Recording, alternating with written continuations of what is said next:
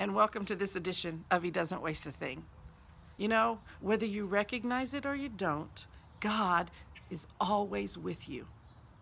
The Bible says that God is forever holding our right hands. That means if He's holding my hand all the time, He has to be with me everywhere I'm at. I have to say, for a lot of my life, there were times when I didn't recognize that God was with me. Sometimes my focus was so precise on the event happening in my life, and usually it was during the bad times in my life, that I didn't recognize that God was there.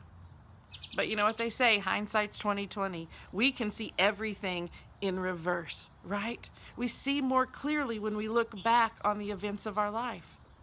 Well, I found that to be true. And I found that as I look back on the events of my life, both good and bad, and I talk to God about them and I say, God, could you just show me where you were at during this time of my life?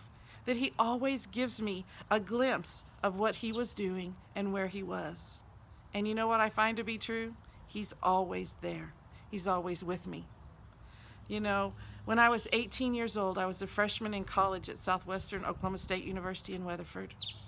And I received a phone call from my mom, and she said, I'd really like for you to come home this weekend, Melisa. We have something we want to talk to you about. And you know, when you get those phone calls, you know whether they're good phone calls or they're bad phone calls or what's going on. I could just tell in the tone of my mom's voice that something bad was going on. Well, sure enough, when I got home that weekend, my brothers and I were all there. We had a family meeting. And in that family meeting, my mom told us that she had been diagnosed with ovarian cancer. That they were going to do a surgery the next week, and they were going to determine what the level of cancer that was. And I remember at the time being completely devastated and shocked by the news. How could this invincible woman, my little mama, how could she be in a place where she would have cancer? When I was 18, all I knew about cancer was that everybody I knew that had it died. And I couldn't imagine that my best friend, my mom, would die and leave me on the world without her. I just couldn't even visualize what my life would look like without her.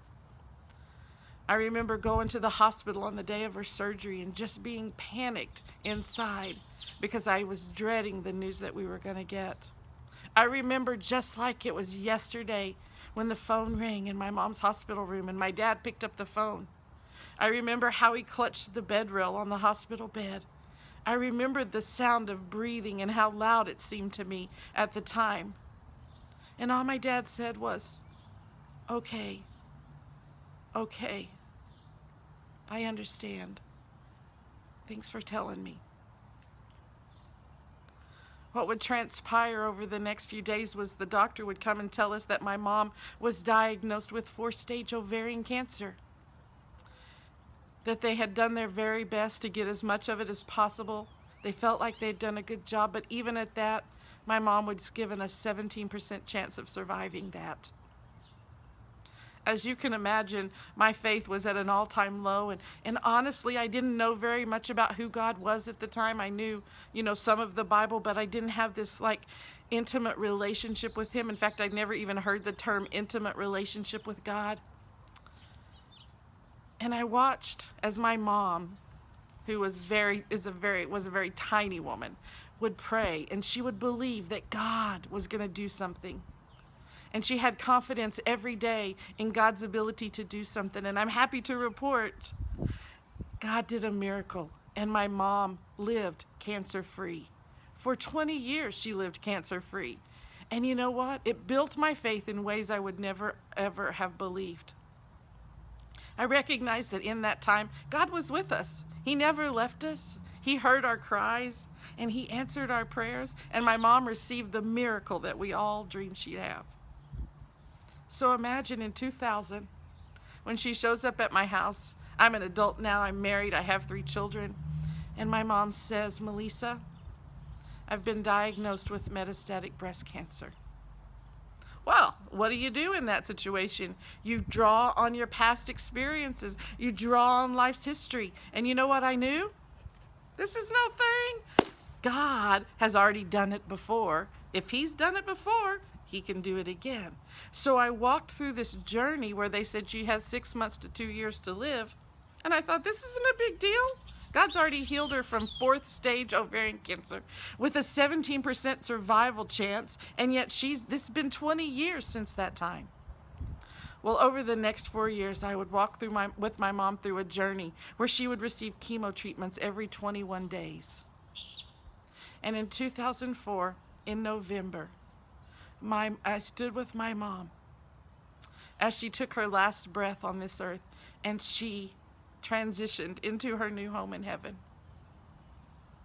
Honestly, I had known more about God in those 20 years. I knew him intimately. I had relationship with him, and I had walked closely with him, learned so much more about who he was. But in that moment, I was devastated. How could God have not answered a prayer? What was her limit? Only one miracle? Did we not deserve 2 miracles? Did we not deserve healing this time? Where was God?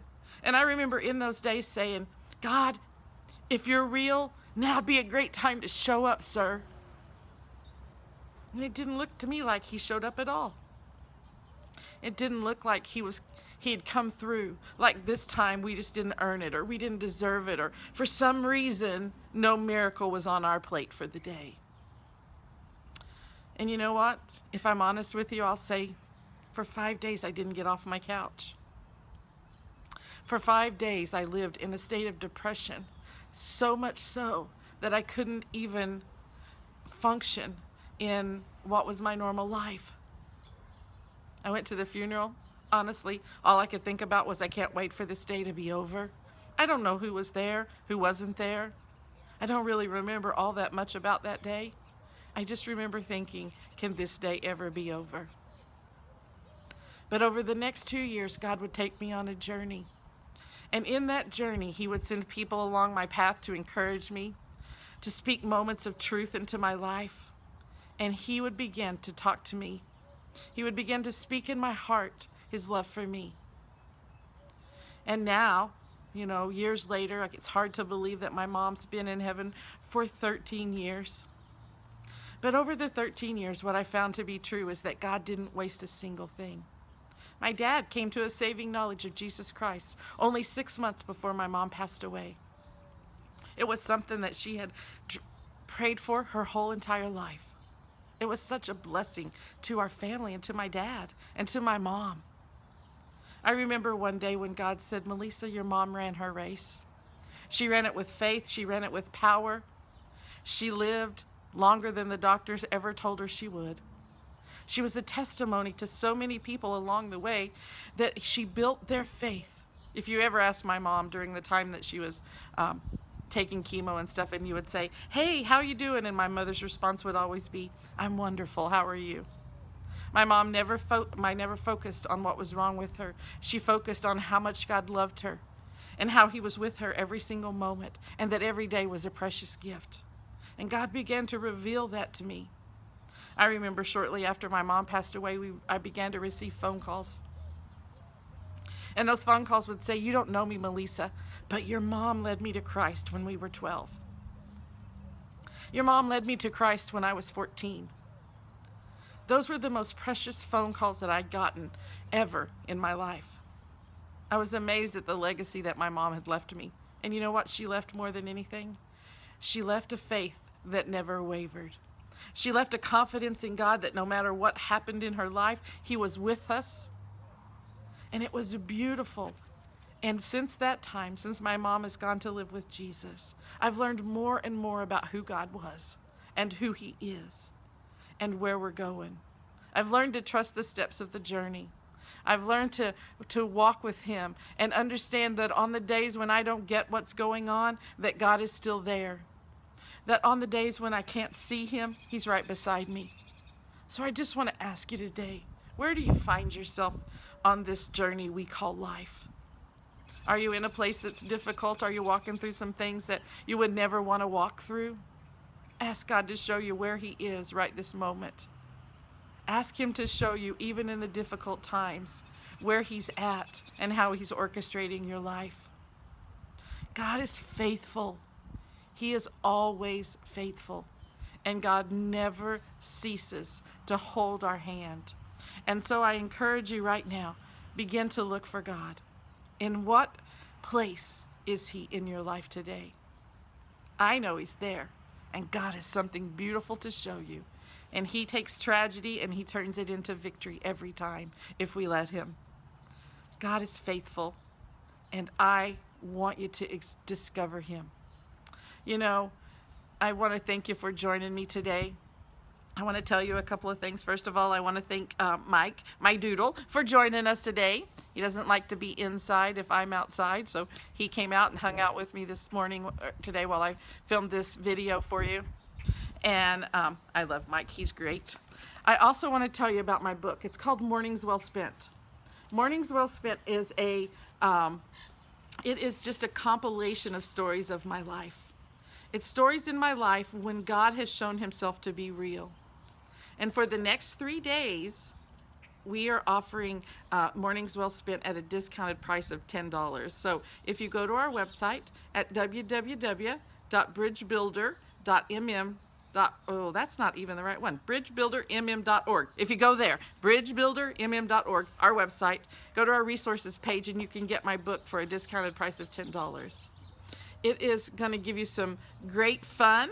It's funny, and it's true stories from my life and how God showed up. And so I want to encourage you to get that. Also, I want to tell you about our book, Hand in Hand. This is a 14-day devotional for couples. We call it kind of the devotional for with training wheels. Helps you and your spouse really get on the same page and do a devotional and talk about God every day. So you can download this free from our website. The Hand in Hand devotional is free to download from our website, or you can order a paper copy if you're one of those people who really likes to hold a book in your hand. You can have that. You can order it there on our website as well. Thanks for joining me. Thanks for hanging out with me.